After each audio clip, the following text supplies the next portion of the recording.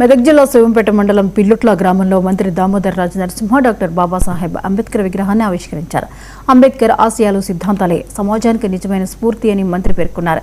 యువత తర్కశక్తి, ఆలోచన విధానాన్ని పెంపొందించుకుని సమాజంలో తప్పులను ప్రశ్నించే తత్వాన్ని అలవర్చుకోవాలని సూచించారు. సాంకేతిక విప్లవం వేగంగా మారుతున్న ఈ కాలంలో విద్యతో పాటు సంస్కారం కూడా సమానంగా అవసరమని దామోదర్ రాజ నరసింహ స్పష్టం చేశారు.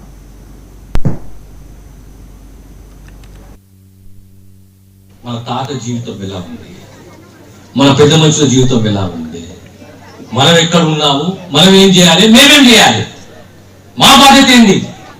ఏ సిద్ధాంతం లేకున్నా బాబాసాహెబ్ సిద్ధాంతం, ఏ స్ఫూర్తి లేకున్నా బాబాసాహెబ్ స్ఫూర్తి.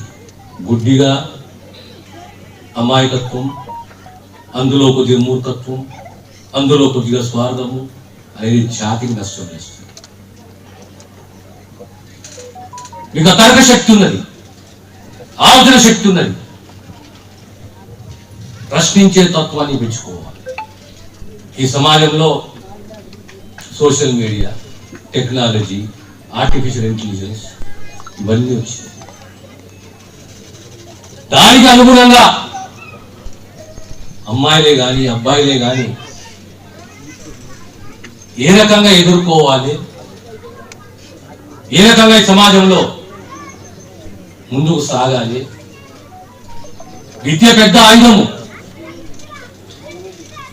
అన్నిట్లో గొప్ప ఆయుధం విద్య.